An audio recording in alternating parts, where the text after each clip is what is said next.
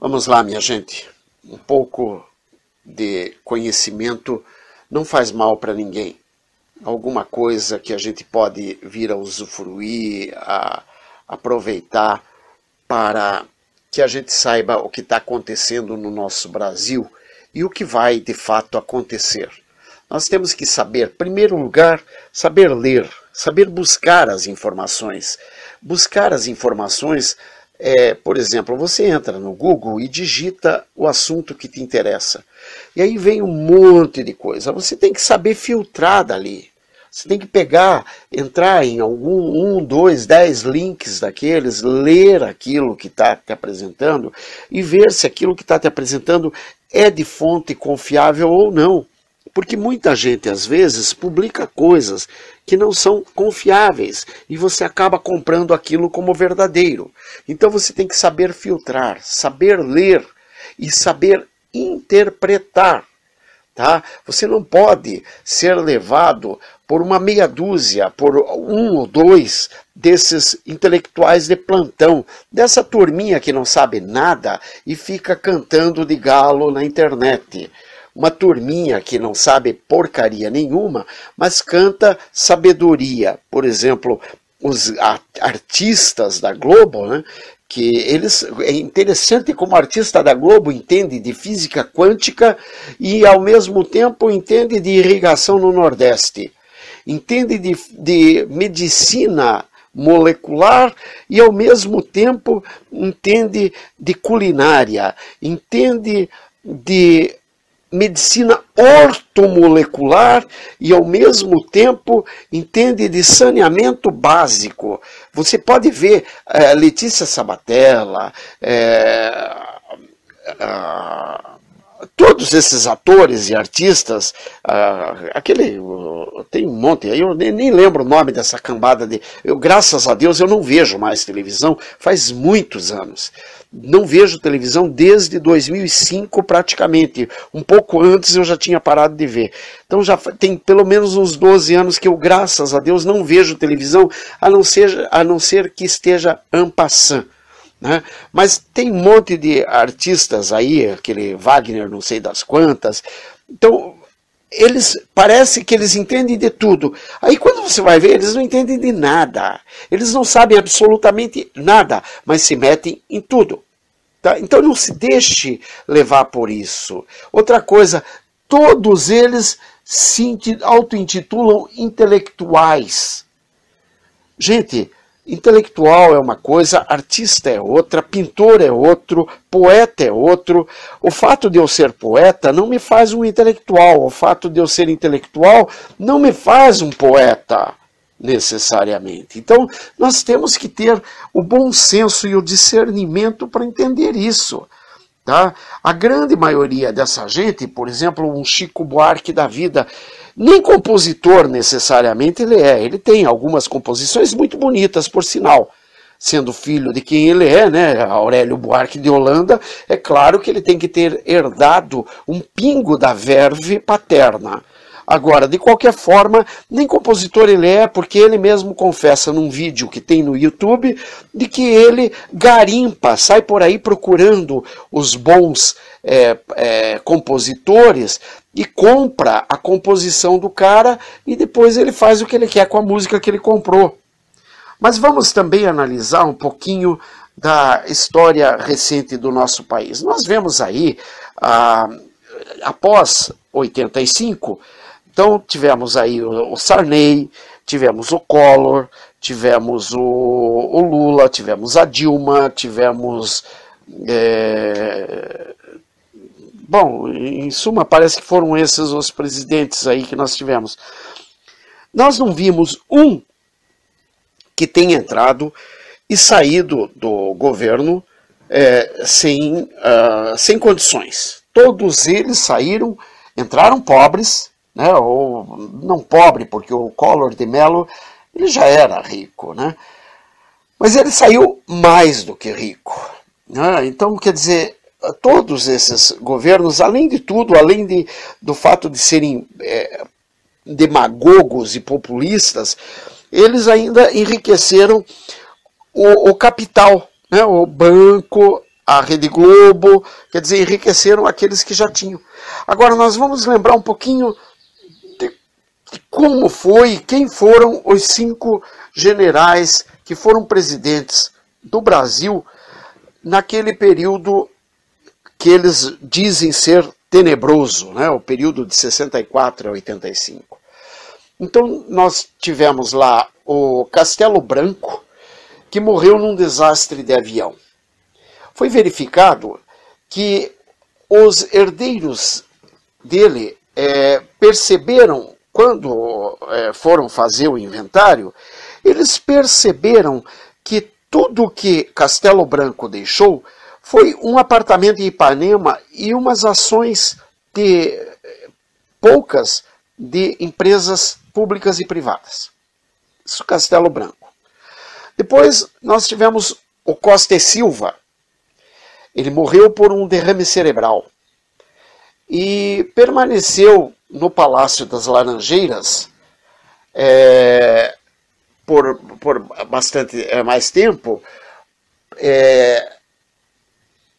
e deixou para a viúva apenas a pensão de marechal e um apartamento em construção lá em Copacabana. Ainda estava em construção, então quer dizer, não era nenhum apartamento pronto lá em Copacabana. Isso Costa e Silva. Depois nós tivemos o Garrastazu Médici, Emílio Garrastazu Médici. Ele tinha uma herança de família, uma fazenda de gado em Bagé, mas quando ele ficou doente, ele precisou ser tratado no Hospital da Aeronáutica, no Galeão, porque ele não tinha condições de pagar o próprio tratamento. Depois o quarto, o Ernesto Geisel.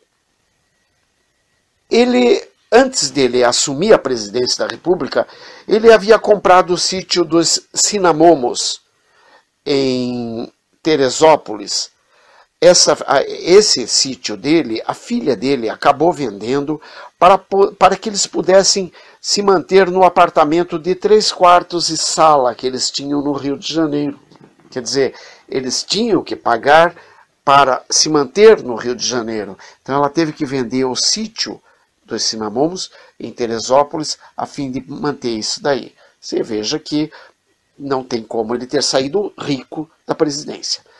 E o João Figueiredo, depois que ele deixou o poder,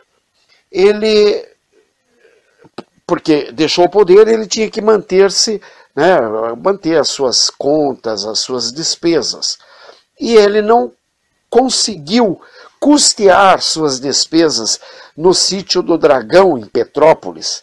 Então ele vendeu primeiro os cavalos, ele tinha alguns cavalos, então ele vendeu primeiro os cavalos. Depois ele vendeu a propriedade. A viúva dele, que faleceu bem depois, né, ela deixou um apartamento em São Conrado, que os filhos colocaram à venda, segundo consta pela própria imprensa, a gente ficou sabendo que eles colocaram o apartamento lá em São Conrado, que era da esposa do João Figueiredo, em um estado lamentável, de conservação lamentável, ou seja, um apartamento em condições precárias de moradia. E o próprio João Figueiredo ele foi operado no Hospital dos Servidores, no estado do Rio. Observe aqui que nós estamos falando de pelo menos 2 que foram citados, o Garrastazu, né, que foi citado, que quando doente ele foi no Hospital da Aeronáutica no Galeão, e o João Figueiredo, que foi operado no Hospital dos Servidores do Estado. Nenhum deles foi para o hospital lá dos ricaços lá de São Paulo, né, que vai o Lula, que vai a Dilma, que vai essa corja toda de vagabundo quando fica doente, vai tudo para lá para se curar. É interessante, então você começa a observar que eles não usavam de fato o dinheiro público, eles não se locupletavam com essa coisa do dinheiro público. Nenhum deles tinha avião particular. E também não tinha aquela festa de passear no exterior a qualquer instante por qualquer coisa e à custa do dinheiro público.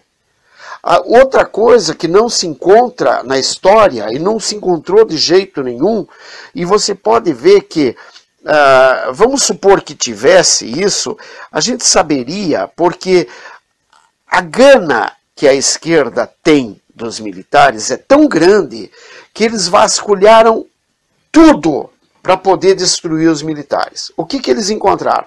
Eles encontraram a morte de 400 pessoas, dava 362, se não me engano.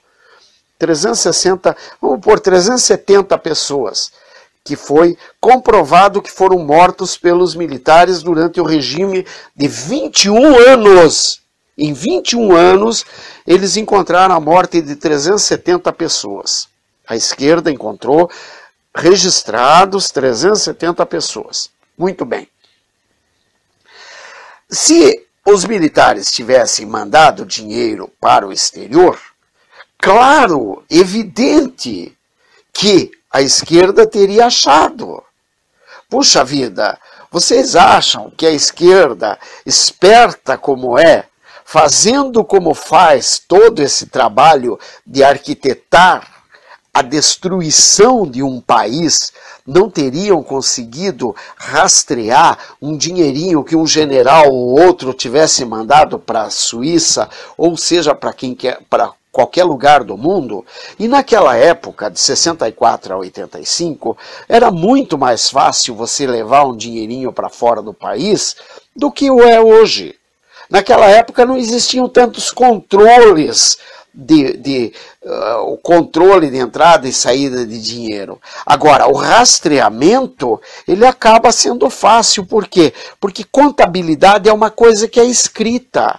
Não esqueçam que o próprio Al Capone, ele não foi preso por seus crimes, porque os crimes ele conseguiu escondê-los todos. Ele foi preso por um erro contábil. Ou seja, naquela época, era fácil enviar um dinheiro para o exterior, mas mais fácil ainda rastrear aquele dinheiro. Por quê? Porque o próprio Figueiredo, o próprio Garrastazu Médici, ou qualquer um desses presidentes, eles teriam que ter uma contabilidade para saber, eu levei 500 mil lá para fora, eu tenho que ter hoje 450, porque eu já gastei 50, eu tinha que ter em algum lugar. E eles procuraram, eles rastrearam, eles vasculharam o que puderam e não acharam nada. Então, os militares continuam gozando de 80% da aprovação popular, não é porque eles sejam bonitinhos, é porque de fato não existe prova alguma contra eles. Tentaram colocar na conta deles a morte de muita gente durante o período da, aspas, como eles dizem, da ditadura militar. Ora, primeiro lugar que nunca existiu uma ditadura militar. Segundo lugar, que essa montoeira de mortes que tentam imputar aos militares não foram causadas pelos militares. As mortes causadas pelos militares, segundo a própria Comissão da Verdade, liderada pela esquerda, ou seja, não tem como estar errada, porque foram eles que fizeram o levantamento, são 370 pessoas.